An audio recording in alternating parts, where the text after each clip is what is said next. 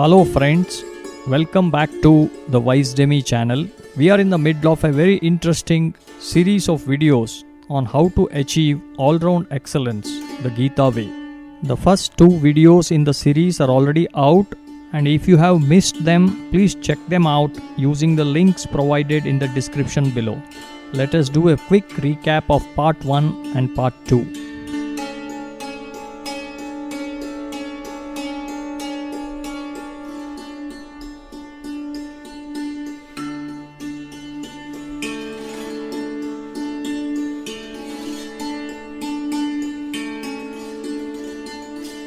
In part 1, we have seen how we all tend to fail when we need to deliver our best performance due to our own pressures. We also saw how Bhagavad Gita tells us the importance of spiritual wisdom in addition to skills in the matter of worldly affairs to achieve lasting success.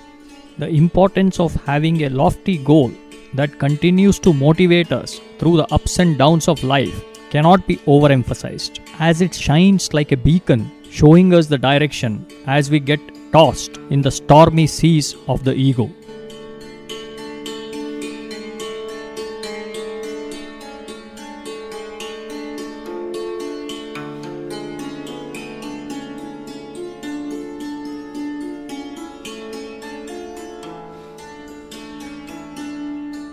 In part 2 of the video, we saw many a tip about how to set goals in life.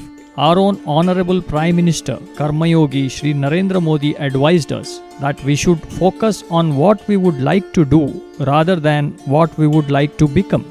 This way, our focus firmly remains on our work aptitude and not on our egocentric ambitions. Then we also heard the sterling advice of the Geeta when it advises us to work in accordance with Swadharma, which can be translated as the sum total of our natural aptitude, abilities and instincts.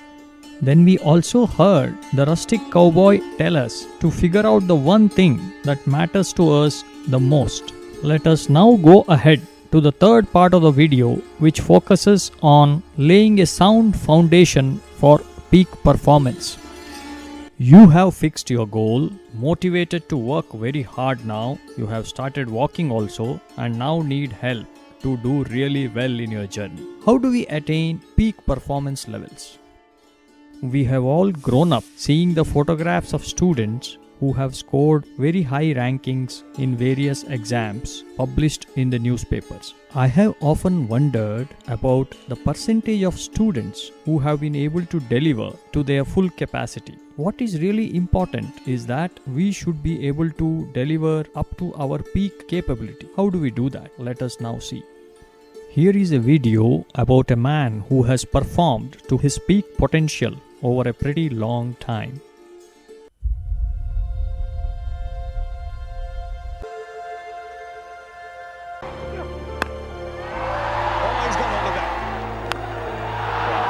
Here we go, last ball, through the offside, it's running through, can we run out? Is he run out? He's got him.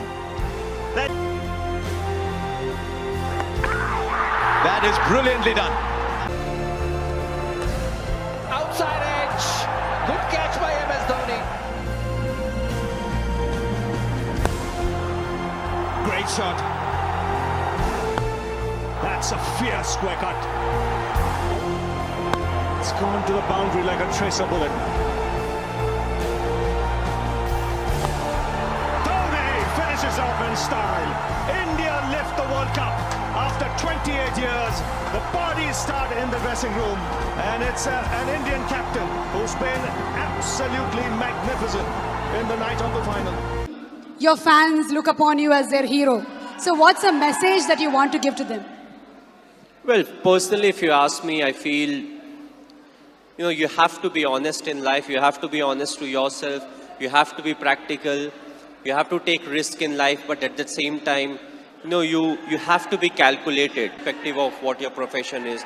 The hard work, the honesty, respecting the elders, which I feel is the key. If you don't respect the elders, be it your parents or be it anyone, it becomes very difficult to be successful in life.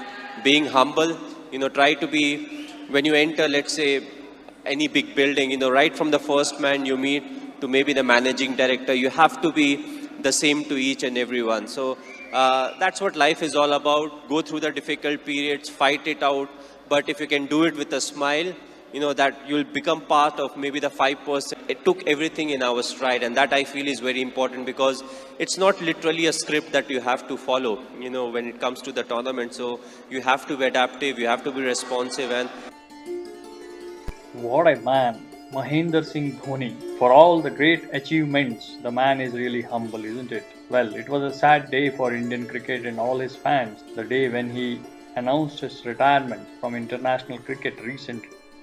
Based on what we have seen of MS Dhoni's on-field exploits, where he has performed at a very high level for a sustained period, and the tips that the great man has been very generous in sharing in the video clip which we have seen, let us now try and decode Dhoni and his peak performance mantras. One of the biggest strengths of MS Dhoni is that he is always so cool, composed, and relaxed, whatever be the situation of the match. When you are so cool, your body and mind are so relaxed that you can hit the ball harder and make better decisions. How do you cultivate such a cool mindset? Let us now hear a story which will throw some light on this aspect. One evening, an elder Cherokee chief told his grandson about a battle that goes on inside all people. He said, "My son, the battle is between two wolves inside us. One is fear. It carries anxiety, concern, uncertainty, hesitancy, indecision, and inaction. The other wolf is faith. It brings calm, conviction, confidence, enthusiasm, decisiveness, excitement, and action." The grandson thought about it for a moment and then meekly asked his grandfather, "Which wolf wins?" The old Cherokee chief replied, "The one you feed, my child," he said. श्रद्धावान् लभते ज्ञानं तत्परः संयतेन्द्रियः ज्ञानं लब्ध्वा परां शान्तिम् अचिरेणाधिगच्छति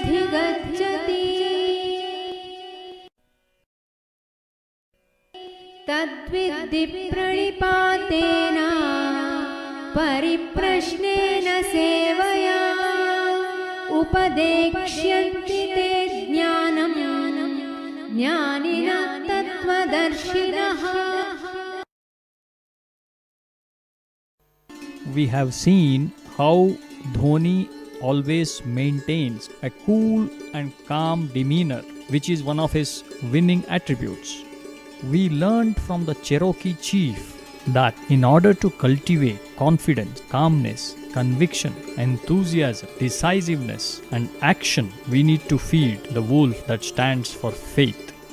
In fact, all these qualities define Dhoni, don't you think so? Dhoni used to be known as the best finisher of matches, especially of the shorter variety. If somebody has the calmness to carry the match right into the last over and sometimes even to the last ball, he has to have monumental faith that he shall deliver. It is indeed a leap of faith that Hanuman took to cross the sea and reach Lanka. Indeed, it is faith that motivated Moses to lead his men across the Red Sea into the promised land. Shri Krishna makes it abundantly clear in this verse that it is the one who has full faith and perfect control over his passions who will surely obtain knowledge that leads to peace.